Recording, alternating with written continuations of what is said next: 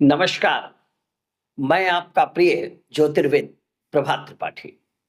आज एक बहुत अच्छा जो पंचांग का विषय है उसको तो मैं लेके आया ही हूँ और मैं कुछ लोगों के लिए वर्तमान में ये समय कैसा रहेगा उसका प्रेडिक्शन भी लेके आया हूँ। आपका इतना प्यार मिल रहा है, दुलार मिल रहा है, स्नेह सम्मान मिल रहा है कि मैं बहुत ही अभिभूत हूँ। और देखिए जो मेरे प्रेडिक्शन आप देख रहे होंगे कि पिछले कुछ दिनों से एकदम सही जा रहे हैं, सटीक 100% सटीक हो रहा है, जो भी प्रेडिक्शन मैंने किया था, चाहे वो वायु दुर्घटना का या एयर क्रैश का या जो है वार का या जो है राजनीतिक महत्वपूर्ण व्यक्तियों के द्वारा पद छोड़ने का, ये सही हुआ और ये अभी जारी रहेगा। ये प्रेडिक्शन भी मैं कर दे रहा हूँ, ये अभी जारी रहेगा। युद्ध भी जारी रहेगा, क्रैश जो फाइटर प्लेन हो या कोई भी एयर ट्रांसपोर्ट है, वहाँ थोड़ा-सा बहुत सावधानी रखनी होगी और जो मोबिलाइजेशन की स्थिति है, जन आंदोलन जिसको बोलते हैं, उसकी भी पूरी संभावना बनी हुई है और जो राजनीतिक, कला, साहित्य, प्रशासन इन जगहों से बड़े लोगों का जो पद छोड़ने की स्थितियाँ बन सकती हैं, स्वेच्छा से या ज़बरदस्ती, उसकी भी पूरी संभावना है। खैर, मैं आता हूँ विषय पर। आज के पंचांग में आपको पता है कि चैत्र मास चल रहा है, कृष्ण पक्ष चल रहा है और आज चतुर्थी है। चतुर्थी भगवान श्री गणेश के नाम से आप जानते होंगे, तो आपको गणेश चतुर्थी की भी ढेर सारी शुभकामनाएँ। चतुर्थी रिक्ता तिथि होती है जिसके स्वामी शनि होते हैं और अच्छी बात है कि आज के तिथि यानी रिक्ता तिथि के स्वामी शनि हैं और वार यानी दिवस भी शनिवार है, यानी आज इसके भी स्वामी शनि हैं। नक्षत्र की बात करते हैं तो चित्रा नक्षत्र 11:15 बजे तक रहेगा जिसके स्वामी मंगल हैं और ये मृदु और मैत्र यानी बहुत ही मृदु और मैत्र नक्षत्र के रूप में माना जाता है और ये मध्य संज्ञक है।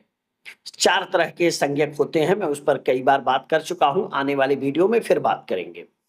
और एक 11:15 बजे के बाद स्वाति नक्षत्र शुरू हो जाएगा जो चर और चल नक्षत्र में आता है। सुलोचन नक्षत्र संज्ञक नक्षत्र है वो और जिसके स्वामी राहु होते हैं। वृद्धि की बात करें योग में तो योग में वृद्धि है जिसके स्वामी सूर्य होते हैं, मालिक सूर्य हैं और वालव जो है करण है जिसके स्वामी या देव प्रजापति जी हैं। ये हमने सामान्य बात करी, चंद्र राशि तुला है। आज का दिन जो है ना बहुत अच्छा दिन है। मैं आप सबको बता रहा हूं कि आज का दिन चूकिएगा मत। आज के दिन राजप्रद योग लगा है। सर्वार्थ सिद्धि और सिद्धि नक्षत्र योग लगा हुआ है। सुबह जो है सिद्धि योग और राजप्रद योग 6:40 से ही शुरू है, पूरे दिन तक है, यानी शाम को 7:15 बजे तक है। और सर्वार्थ सिद्धि योग और सिद्धि नक्षत्र जो है जब स्वाति नक्षत्र लग जा रहा है यानी 11:15 बजे से यह शुरू हो रहा है। सूर्य और बुध, देखिए ये महत्वपूर्ण विषय है जिसकी चर्चा आज मैं करना चाह रहा हूं, तो आज का वीडियो आप बहुत ध्यान से सुनिएगा और बहुत ही महत्वपूर्ण वीडियो है और आज आपका प्रेडिक्शन हो रहा है। अभी तक जो प्रेडिक्शन हमने किया था वो मास प्रेडिक्शन था, मतलब देश को या विश्व के परिदृश्य में था, लेकिन आज का प्रेडिक्शन आपका व्यक्तिगत है, इसलिए बहुत ध्यान से सुनिएगा। वीडियो पूरा आप ध्यान से सुनेंगे तो बहुत सारी चीजें समझ में आएंगी और अगर आपको कहीं कोई डाउट होता है, संदेह है, तो आप उस पर प्रश्न हमसे पूछ सकते हैं। तो देखिए मैं अगर बात करूं तो सूर्य और बुध को, बुध इसमें बकरी है और अस्त भी है, सूर्य के साथ है और दोनों कुंभ राशि में पूर्वा भाद्रपद नक्षत्र में बैठे हुए हैं। और पूर्वा भाद्रपद नक्षत्र किसका होता है? आपको पता है कि पूर्वा भाद्रपद नक्षत्र गुरु का नक्षत्र है। अब हम आगे बढ़ते हैं। मंगल और राहु, आप जानते हैं कि मंगल और राहु दोनों ही ज्योतिष में सेनापति या जो है फाइटर के रूप में जाने जाते हैं और दोनों एक साथ सतविषा नक्षत्र में यानी राहु के नक्षत्र में और कुंभ राशि में ही बैठे हुए हैं। मंगल अस्त भी हैं क्योंकि सूर्य के करीब है। यही एक बिंदु है जिसके आधार पर मैंने कई प्रेडिक्शन किए थे। मंगल और राहु एक साथ एक नक्षत्र में एक राशि में बहुत कम समय आता है जब ये ऐसी स्थिति बने और ये स्थिति ही चिंताजनक है सभी के लिए, सामान्य रूप से पूरे विश्व, देश, अन्य के लिए और व्यक्तिगत रूप से भी सभी के लिए। मैं भी बात करूंगा आगे। शुक्र, आज थोड़ा वीडियो बड़ा होगा लेकिन सुनिएगा, बहुत अच्छा वीडियो है आज का। शुक्र और शनि मीन राशि में है, उत्तरा भाद्रपद नक्षत्र में है, और उत्तरा भाद्रपद नक्षत्र जो है शनि देव का है, यानी आप शनि देव तो अपने नक्षत्र में ही हैं, और गुरु यानी मीन राशि गुरु का होता है, शुक्र और शनि दोनों वहां बैठे हुए हैं। गुरु अपने ही नक्षत्र पुनर्वसु और अपने ही जो बुध की राशि है मिथुन, उसमें बैठे हुए हैं। चंद्रमा तुला राशि और चित्रा नक्षत्र में है। मैं आपको बता चुका हूं, चित्रा नक्षत्र मंगल का नक्षत्र है, यानी चंद्रमा क्या है, जल तत्व है, मंगल क्या है, अग्नि तत्व है। ऐसे लिंक किया जाता है।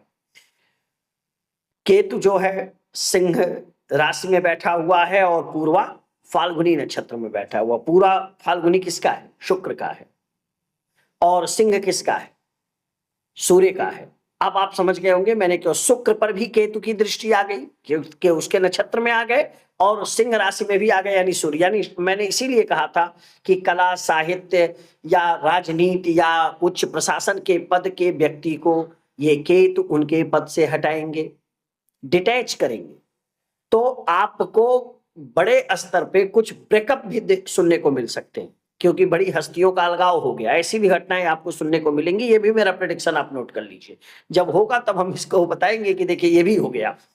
तो इस समय अब करना क्या है। अब मैं आता हूं मूल विषय पर जो आपके लिए विशेष है, और इसको बहुत ध्यान दीजिएगा। आपके स्क्रीन पे मैं 3 कुंडली दिखाऊंगा। पहली कुंडली जिसमें 4 लिखा होगा, ये कर्क लग्न की कुंडली है। जिसके कुंडली में ये है, या आपके परिचित के जिसके कुंडली में ये है, वो सभी साथी ध्यान दें। इस कुंडली में आप देख रहे होंगे कि 11 नंबर पे वो 8वां भाव या 8वां घर होता है, सूर्य, राहु, बुध और मंगल बैठे हुए हैं। अष्टम भाव अचानक होने वाली घटनाओं का भाव है। तो आपके जीवन में जो भी घटना होगी वो अचानक होगी। तो जब तक ये स्थितियां बनी हुई हैं, अष्टम भाव सामान्य ज्योतिष के भाव में ये अच्छा नहीं माना जाता है। तो आपको सतर्क रहना है। सूर्य कौन है, पिता है, और मंगल कौन है, छोटा भाई है। अगर मैं बात करूं फाइटर है। बुध कौन है, बुध आपके बहन के रूप में, सामान्य ज्योतिष की मैं बात कर रहा हूं। राहु वहां बैठा हुआ है, केतु देख रहा है सामने से, सिंह के ही लग्न में बैठा हुआ है। यानी आप समझिएगा कि सूर्य पर राहु साथ बैठा है और केतु उसके राशि में है। तो यहां क्या है, यहां आपको सूर्य कौन है, पद, प्रतिष्ठा, मान, सम्मान, पिता, उच्च अधिकारी, इसके कारक हैं। यहां आपको सतर्कता बरतनी है, और अष्टम भाव में है तो अचानक होने वाली घटना से आपको सजग रहना है। नकारात्मक नहीं बता रहा हूं, आपको सुझाव के रूप में बता रहा हूं, जिससे आप सजग रहेंगे, क्योंकि बोलते हैं ना, precaution is better than cure. अगर मैं 6 नंबर वालों की बात करूं, तो आप वहां से देख सकते हैं कि जिनकी कुंडली में 6 है, यानी ये कन्या लग्न की कुंडली है, यहाँ 6ठे भाव में बैठे हुए हैं। 6ठा भाव शत्रु, रोग, ऋण का होता है। तो आपको अपने स्वास्थ्य को लेकर के ध्यान देना है, आपको ऋण को लेकर ध्यान देना है। अच्छा, ऐसा नहीं केवल नकारात्मक घटनाएं होती हैं, अच्छी घटना भी होती है। जैसे भी मैं कर्क लग्न में बता रहा था, हो सकता है आपके जीवन में कोई अनअर्थ मनी आ जाए, अचानक कुछ अच्छी घटना सुनने को मिल जाए। जो अचानक घटनाएं होती है, ऐसा थोड़ी होता है केवल नकारात्मक ही होती हैं, सकारात्मक भी हो सकती हैं, पर अचानक घटना घटने की संभावना पूरी बनती है, ये मेरा मतलब है। जिनके कन्या लग्न की कुंडली है, वो रोग, ऋण, शत्रु को लेकर के सावधान रहने की आवश्यकता है। उनके यात्राओं के भी योग बन सकते हैं। उन्हें लोन या अन्य चीजों को बड़ी सावधानी से लेकर चलना चाहिए। अब मैं तीसरी कुंडली जो आपके सामने है, ये मीन लग्न की कुंडली है। आप देख रहे होंगे कि पहले ही खाने में 12 लिखा हुआ है, और शनि और शुक्र साथ में बैठे हुए हैं। शुक्र कौन है, आपके ऐश्वर्य, सुख, सुविधा, पत्नी आदि के कारक हैं, और शनि के साथ हैं। मतलब कहीं ना कहीं हल्का फुल्का जो है उसमें कमी आने की संभावना है। लेकिन मेरा फोकस वहां नहीं, मेरा फोकस ठीक बगल में 12वें भाव पे है, जहां 11 नंबर लिखा है। वहां आपकी 12वां भाव जो है व्यय भाव माना जाता है। 12वां भाव एक तरह से मोक्ष का भाव माना जाता है। 12वां भाव जो है वो दूरी का भाव माना जाता है। तो संभव है कि ये भाव अपने जुड़े हुए कारकों का प्रभाव आपके जीवन पर दिखाए। तो जिनकी कुंडली में 4 लिखा है, 6 लिखा है और 12 लिखा है, अगर आपके साथ ऐसी कोई घटना इधर हुई हो तो जरूर आप कमेंट बॉक्स में बताइए। और अगर आपके मन में कोई जिज्ञासा है तो आप निश्चित रूप से मुझसे संपर्क कर सकते हैं, व्यक्तिगत गाइडेंस ले सकते हैं और अपने जीवन को सुखी बना सकते हैं। तो मेरा प्रयास आपको ज्योतिष के माध्यम से, सहयोग करना है, गाइड करना है, क्योंकि आप ये जान लीजिए कि विधि के विधान को बदल पाना ब्रह्मांड में सिर्फ महादेव के हाथ में है और त्रिपुरारी के सिवा ये कोई नहीं कर सकता। हम लोग सिर्फ एक प्रार्थना कर सकते हैं, आपको सजग कर सकते हैं, बाकी ईश्वर हैं, वही आपका कल्याण करेंगे। प्रेम से बोलिए जय श्री राधा।